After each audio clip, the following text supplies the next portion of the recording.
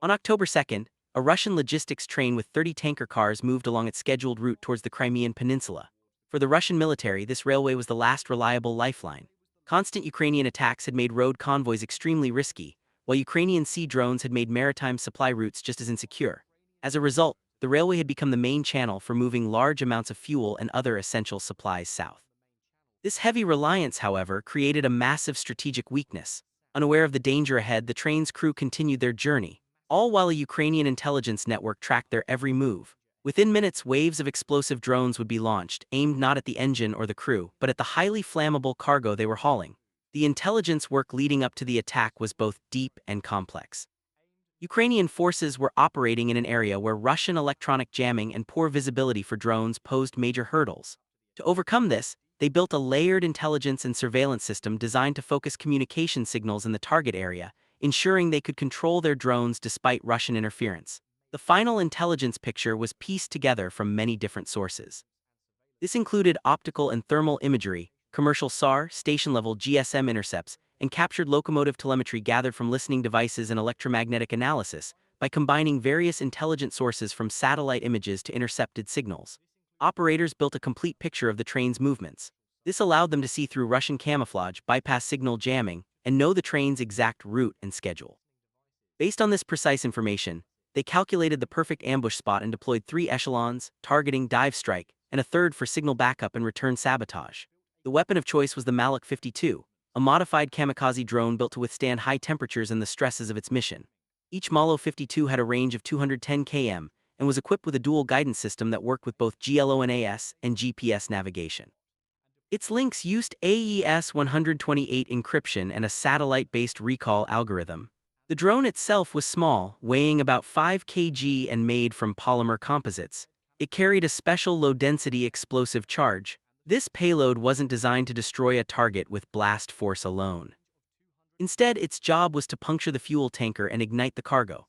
With a shock wave traveling at 9,000 ms, the explosive was perfectly designed to breach the tanker walls and set off a catastrophic chain reaction. The core idea wasn't to destroy the train with drones, but to turn the train's own cargo into a weapon. Ukrainian military planners saw the fuel wagons as self-igniting targets. The drones were merely the trigger for a much larger and more destructive chemical energy release.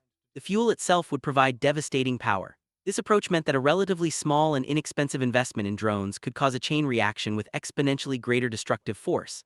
This tactical choice allowed for maximum damage with minimal resources, showcasing a smart and efficient approach to modern warfare. The timing of the attack was calculated based on the day's train schedule for that area. On the morning of October 2nd, intelligence showed only 2 trains were expected. The first, a civilian cargo train, had already passed through before dawn. The second was the high-value fuel train. It had departed from the Tokmak Regional Control Center and was heading south toward Uroina. The train's manifest showed it was carrying about 150 tons of liquid fuel in its 30 wagons. The first 6 cars held aviation fuel. The next 12 had diesel, and the final 12 were filled with other industrial fuels. The locomotive was a powerful TE-33A diesel engine capable of reaching 100 km/h. This made the train not just a supply asset, but an object of immense kinetic energy moving down the tracks. The attack began as the train entered a stretch of track that was deliberately chosen because it was congested and hard to reach. This was meant to slow down any Russian rapid reaction forces. The first Malik 52 drone dove and struck the 14th wagon, a tanker filled with diesel fuel. The charge tore through the lower part of the car and the pressure ignited the diesel vapor. Within seconds, the fire started to spread. About 7 seconds later, the neighboring 13th wagon carrying the more volatile aviation fuel exploded violently, starting the first major chain reaction. Soon after, a second wave of drones hit the 16th and 17th wagons in the back half of the train. These explosions intensified the heat and shock wave, physically splitting the train in 2. The front 13 wagons derailed and screeched to a halt while the rear 17 remained on the tracks. Quickly consumed by the growing inferno, the heat from the burning fuel became so intense that the concrete supports under the track began to crack and shatter. At temperatures over 620 degrees C, the steel rails lost their strength and began to warp and bend. A final drone wave then struck the 4th wagon, another aviation fuel tanker near the front. The force of this blast was so powerful it lifted the locomotive's front wheels completely off the tracks as the engine compartment bulged outward. The entire attack from the first impact to the last took just 6 minutes and 48 seconds and involved 7 drones, each making a single precise hit. By the time the attack was over, about 312 m of railway track had been destroyed. Official confirmation came quickly. The armed forces of Ukraine released a formal statement, and by the afternoon videos of the attack were spreading across international media. The footage showed massive fireballs, the twisted wreckage of the railway and huge columns of black smoke rising into the sky.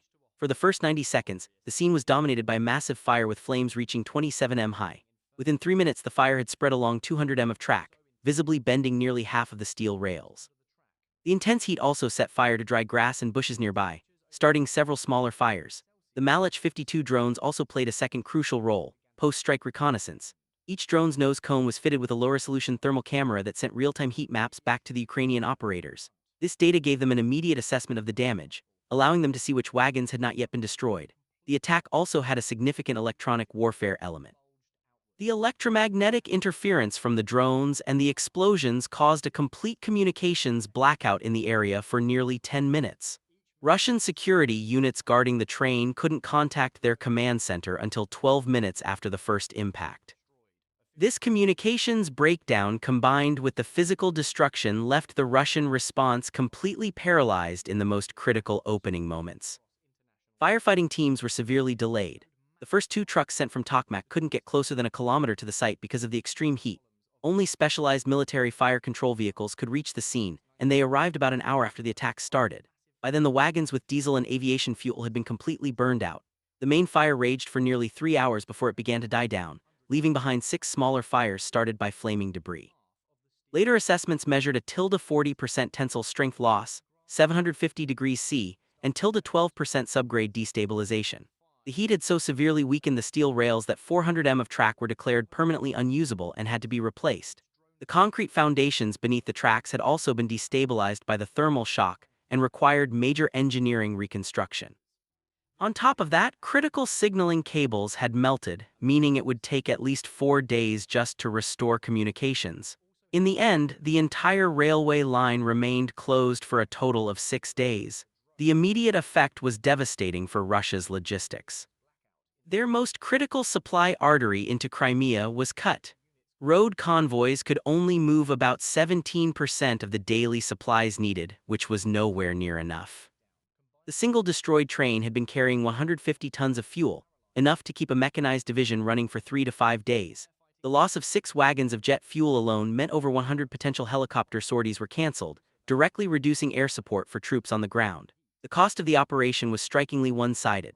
The 7 drones cost an estimated $266,000. The fuel they destroyed was worth about $2.5 million, but its operational value was far greater. By crippling this one train, Ukraine forced delays in troop movements, postponed armored vehicle shipments, and slowed the resupply of artillery units. Within 12 hours, an emergency council convened, initially misattributing the strike to local sabotage before satellite and social footage confirmed a precision drone attack. Russia's ability to adapt quickly was limited. With roads being insufficient and sea transport already neutralized, a logistical bottleneck quickly formed in Crimea that lasted for at least 72 hours. Ukrainian forces took advantage of this, launching follow-up drone strikes on the convoys of vehicles that were now stalled near the northern choke points. The Malach 52 flew below 40 m with a small radar signature and adjusted its flight path until the final seconds. In response, Moscow announced plans to build 17 new radar stations along the railway, but such a project would take months, leaving the line vulnerable in the meantime. In summary, the October 2nd strike was a masterful exploitation of a critical logistical weakness. The operation destroyed 150 tons of vital fuel, disabled 400 m of essential railway infrastructure, and cut Crimea's main supply line for 6 days, causing ripple effects across the entire front.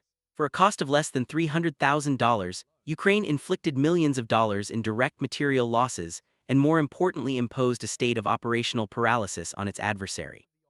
The psychological impact was just as significant. A supply network in Crimea that was once thought to be a secure rear area was now proven to be exposed. This wasn't just the destruction of a train. It was a targeted strike against an entire logistics chain and a powerful demonstration of how small intelligent systems can neutralize strategic assets at minimal cost. It was a classic case of asymmetric warfare, delivering maximum impact and shifting the strategic and psychological balance of the conflict.